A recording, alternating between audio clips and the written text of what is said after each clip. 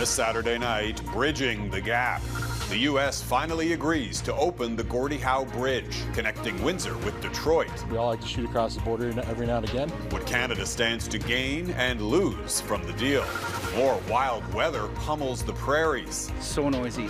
Honestly, they say it sounds like a freight train. What's fueling the sudden surge in tornadoes? The U.S. and Iran trade threats as mediators scramble to resuscitate the ceasefire. Plus, Camp Courage. They have like an entire family behind them. The campaign to train a new generation of female firefighters. Global National. Reporting tonight, Jeff Semple. Good evening and thank you for joining us. We're learning new details tonight about the agreement to allow a crucial new bridge to open at the end of this month. The Gordie Howe International Bridge connects Windsor and Detroit, Canada's busiest trade corridor with the U.S. Canada had agreed to finance its construction, costing more than $6 billion. And in return, the Canadian government was supposed to recoup those costs through toll revenues. But as Sean O'Shea reports, it seems the Trump administration had other plans.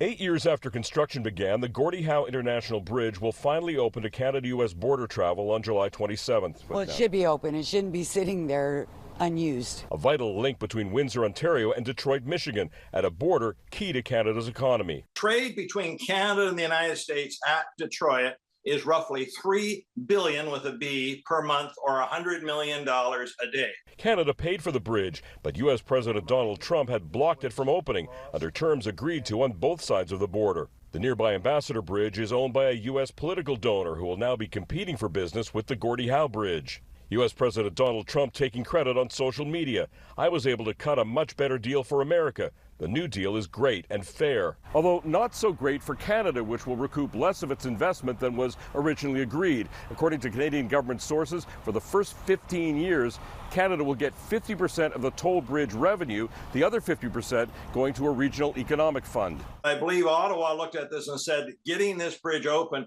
and getting this alternate route of trade to the United States is so important. We're prepared to take a little haircut on the amount of revenue we get. For truckers who travel to the border regularly, that's great. Many look forward to a faster way to cross to the U.S. Well, I mean, we need it. And cross-border travelers foresee the benefits too. Like, it's going to give us options? Yeah, of course. Yeah. We are happy. We all like to shoot across the border every now and again. A little less in the past few years, but it'll be nice to get over fast. A bridge opening held up by the U.S. president that left Canada without much choice. We have to be pragmatic and recognize that if you're being held hostage by gangster-like behavior, ultimately your choices are reduced. And so we have accommodated to that changed circumstance. Sean O'Shea, Global News, Cambridge, Ontario.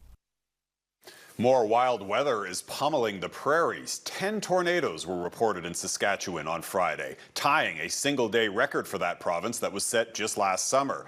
This year has seen an extraordinarily high number of twisters right across the prairies, fueled by intense heat. Melissa Ridgen reports. The prairies have been pounded with severe weather this summer, including tying a one-day tornado record in Saskatchewan. 10 touched down north and east of Saskatoon Friday. David Sills is with the Northern Tornadoes Project. The average, 30-year average for the prairies is 34, so we're way above average and we're only halfway through the season. Storm chasers have come from around the world to track storms as they batter Alberta, Saskatchewan, and Manitoba, earning the moniker the New Tornado Alley.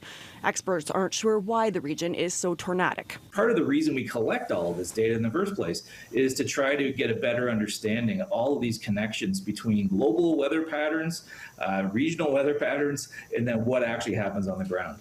Joe Waldner runs a Saskatchewan severe weather page. We have more eyes to the skies. People are seeing more stuff, reporting in real time. Often deadlier than storms, heat.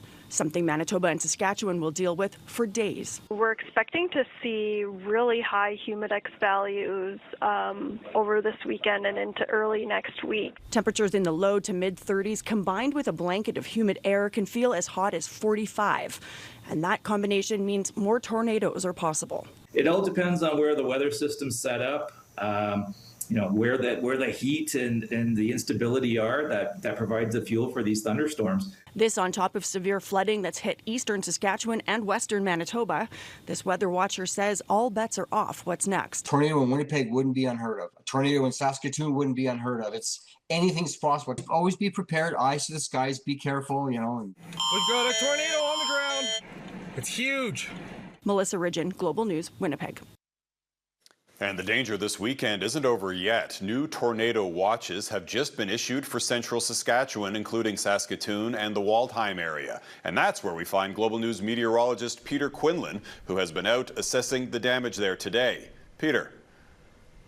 Jeff, the sun is shining today, but that was not the case on Friday when a record-breaking 10 tornadoes touched down across Saskatchewan, including one in the town of Waldheim, where damage is extensive. As you can see behind me, buildings thrown off of their foundations, this one punctured, even with tree branches that were flying around the area. Trees were strewn of their branches in every direction, which does distinguish it from a straight-line wind event, which would see the trees and the branches and leaves just strewn off of one side of it. So tornado touched down in this area, and then it began to move to the east.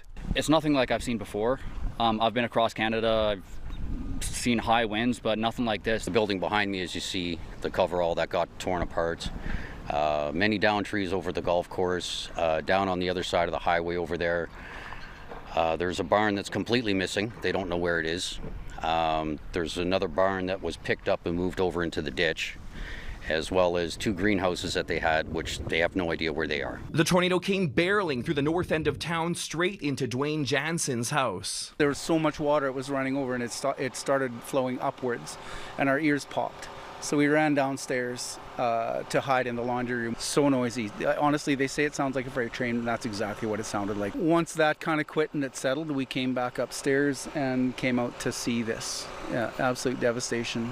Power is expected to be restored to the town of Waldheim later today, but cleanup will take weeks to months, if not years. There was even damage to crops. But as for this building behind me, there was damage to the walls, to the roof, completely blown off of its foundation, which is congruent with an EF1 to EF2 tornado, which means it may have had winds of 100 to 200 kilometers per hour. The Northern Tornadoes Project will be investigating that with Environment Canada. We are only in the middle of summer severe weather season, and we've already seen more than the normal number of tornadoes we would typically see in Saskatchewan in an entire season, with more possible tonight. Jeff. All right, Global's meteorologist Peter Quinlan in Waldheim, Saskatchewan for us tonight. Thanks, Peter. In BC, crews are battling 2 out-of-control fires in the Fraser Valley. The Brunswick Creek and Ainslie Creek fires are threatening communities on both sides of the Fraser River, including the town of Boston Bar. The flames have now spread across roughly 19,000 hectares. Officials say cooler temperatures and changing winds this weekend are helping firefighters, and the portion of the Trans-Canada Highway running through that area has also been reopened. But drivers are still being warned that it remains an active wildfire zone where they're not permitted to stop. Firefighters in Spain are still working to contain one of that country's deadliest wildfires on record. It's in Almeria, a region popular with tourists. That blaze is believed to have been caused by a fallen electrical line and has now grown to 6,600 hectares, fueled by soaring temperatures. At least a dozen people have now been killed, most of them foreign nationals. Officials fear that death toll could rise, with more than 20 people still reported missing. The U.S. and Iran publicly traded more threats today, but behind the scenes, diplomats are racing to revive the ceasefire deal that collapsed this week after the White House accused Tehran of targeting commercial ships in the Strait of Hormuz. Unconfirmed reports now say those strikes were a mistake, and the Iranian regime is blaming hardliners for attacking without authorization. Both Iran and the U.S. appear to be holding off on new strikes, at least for the moment. Candace Cole reports on the prospects for salvaging the ceasefire. Saturday, on the heels of a tumultuous week of deadly airstrikes between the U.S. and Iran, Iran's new supreme leader, Mojtaba Khamenei, pledged to avenge the death of his father, the late Ayatollah Ali Khamenei, killed at the start of the war in February. Iranian state TV quoting his statement that says this revenge is the demand of our nation and it most certainly must be carried out. The threat comes after U.S. President Donald Trump posted this warning to Iran that 1,000 missiles are locked and loaded, aimed at Iran, with thousands more to follow should the Iranian government attempt to assassinate him.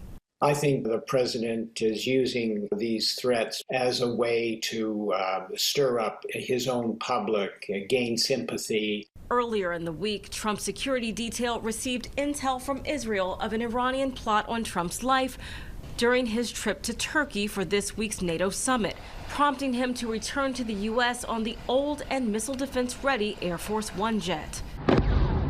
The sharp escalation prompting the UN Security Council to hold an emergency meeting Friday, urging for a return to diplomacy.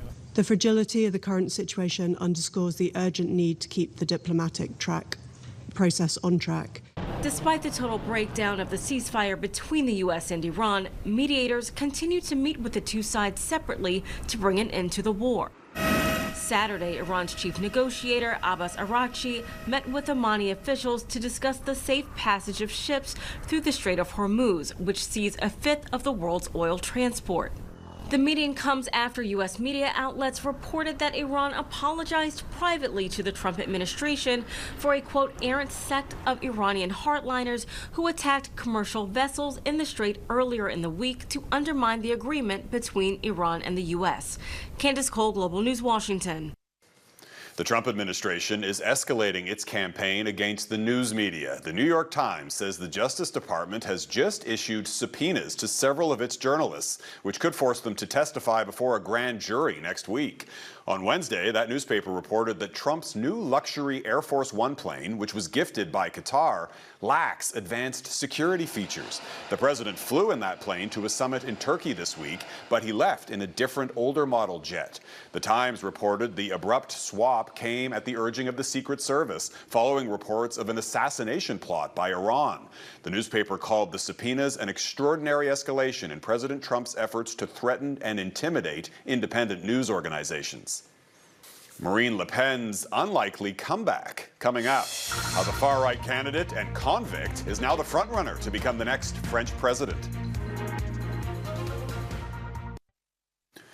In France, a prominent far-right politician is making an unlikely comeback. Last year, National Rally leader Marine Le Pen was sentenced to prison and a €100,000 fine for embezzlement. But an appeals court is now allowing her to run for president next year under certain restrictions. As Vincent McAviney explains, her return is being closely watched by France's allies.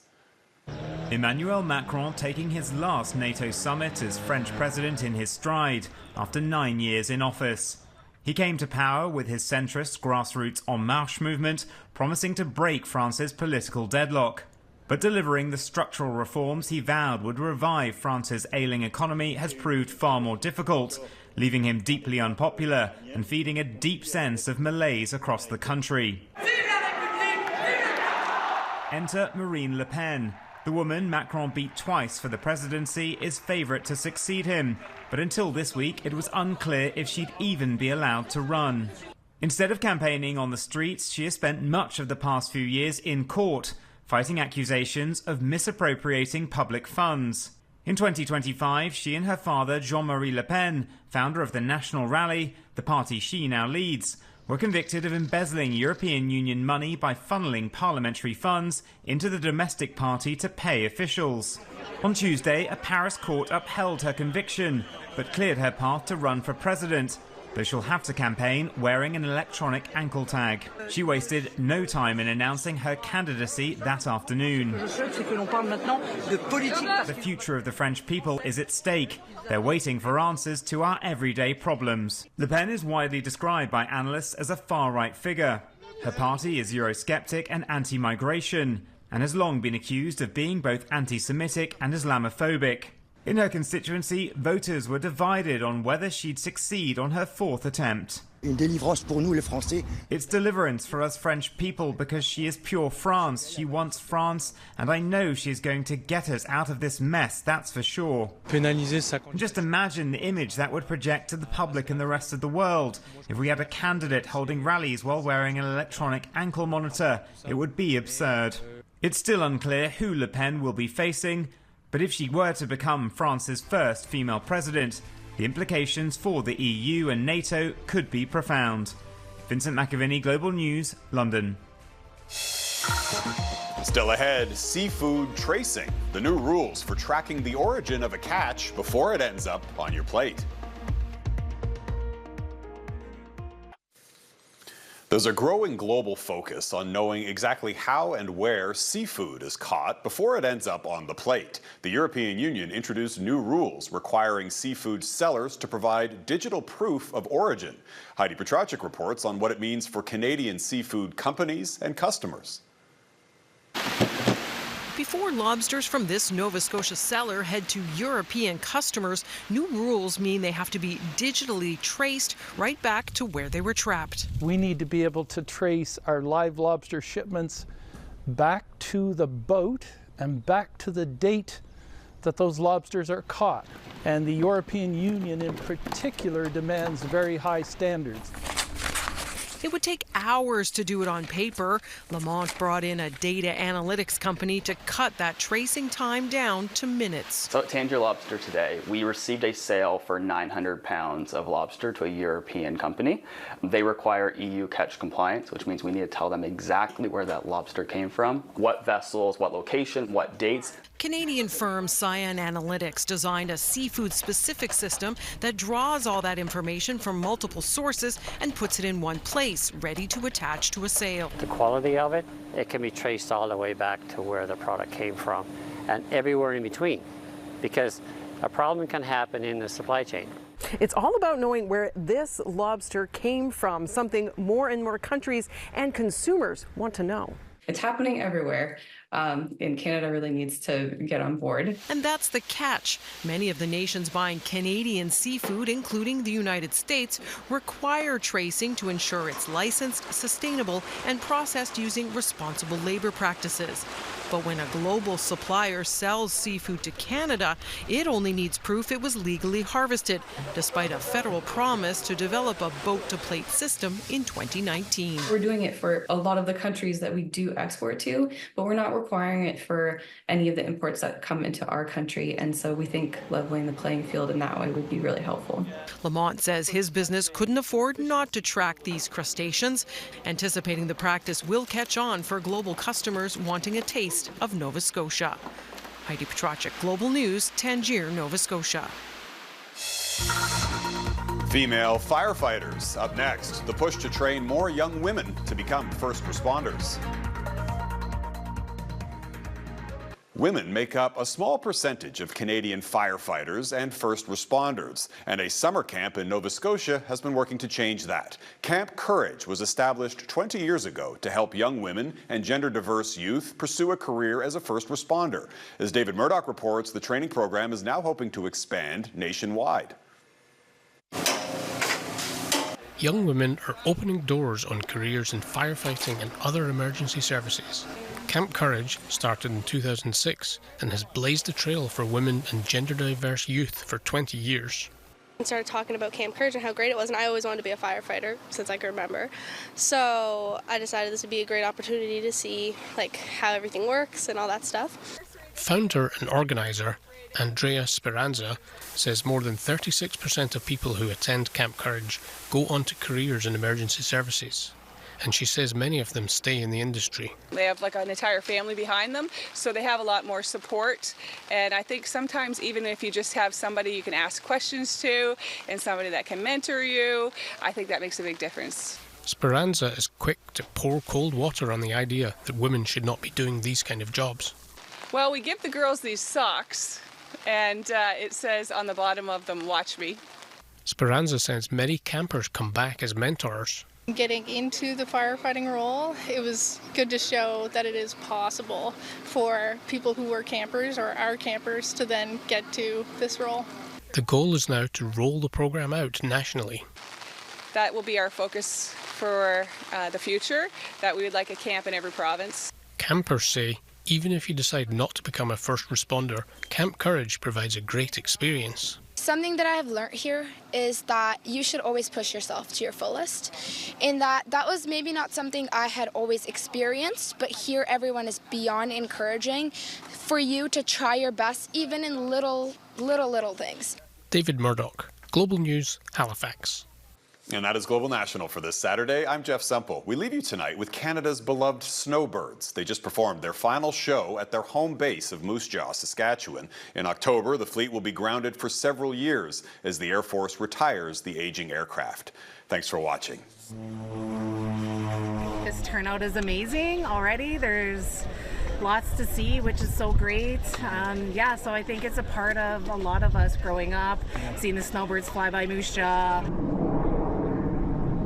The snowbirds have been an ingrained part of Moose Jaw's fabric, for 55 years. Actually, to the day that they, did their first, flying demonstration. So today's even that much more meaningful, being July 11th. I love their formations, and it was really, really fun to watch them. They're just kind of a symbol of Canada. They're just exciting to watch, and they're just kind of something we can be proud of, I think.